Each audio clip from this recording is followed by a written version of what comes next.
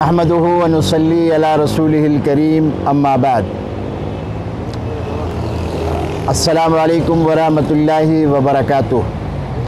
آج 21 رمضان المبارک ہے اور آج کا دن حضرت علی المرتضیٰ رضی اللہ تعالیٰ عنہ کی یوم شہادت ہے۔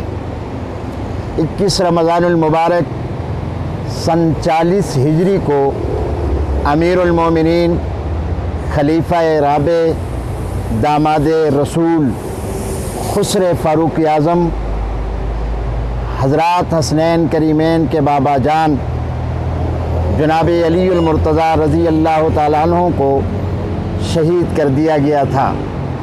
بحیثیت مسلمان ہمیں تمام صحابہ اکرام اور اہل بیت اطہار رضوان اللہ تعالی علیہ مجمعین سے محبت رکھنی چاہیے۔ حضرت علی رضی اللہ تعالیٰ عنہ جو ایک جلیل القدر صحابی ہے، جنہوں نے نبی کریم صلی اللہ علیہ وسلم کے نگاہ حسن کے سامنے تربیت حاصل کی، بچپن میں اسلام قبول کیا، رسول اکرم صلی اللہ علیہ وسلم نے آپ کی تربیت فرمائی۔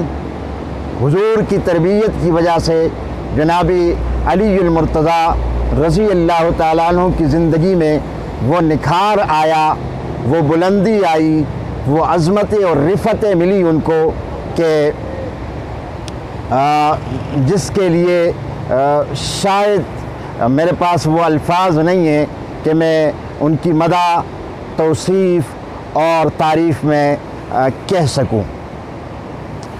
اس دور کے اندر ہم مسلمانوں کو حضرت علی رضی اللہ تعالیٰ عنہ کی زندگی کو پڑھنا چاہیے۔ حضرت علی رضی اللہ تعالیٰ عنہ کی سیرت کو پڑھ کر ہم موجودہ حالات سے نکل سکتے ہیں، پریشانیوں سے نکل سکتے ہیں، مصائب سے نکل سکتے ہیں۔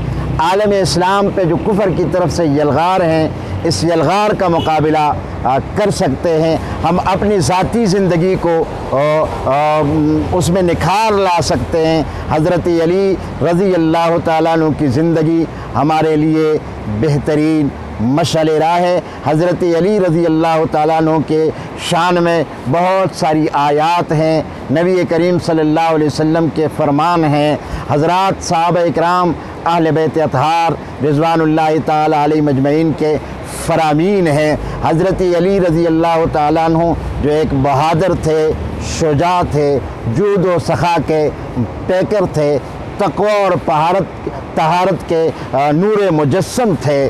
ہمیں بحیثیت مسلمان ان کی زندگی کو فالو کرنا چاہیے، اسے اپنے لیے مشعل راہ بنانا چاہیے۔ میں آج کے دن کی مناسبت سے نئے نسل کو یہ پیغام دوں گا کہ آپ سیرت علی کو پڑھیے اور اپنی زندگیوں میں تبدیلی لائیے اور معاشرے کو اور زمانے کو بدلنے کی کوشش کیجیے۔ حضرت علی رضی اللہ تعالیٰ عنہ سے محبت کرنا ہر مسلمان کے لیے ضروری ہے، ہر مسلمان کے لیے واجب ہے۔ ہر مسلمان حضرت علی رضی اللہ تعالیٰ عنہ سے محبت کو اپنے لیے سرمایہ افتخار سمجھتا ہے۔ وآخر دعوانا ان الحمدللہ رب العالمین۔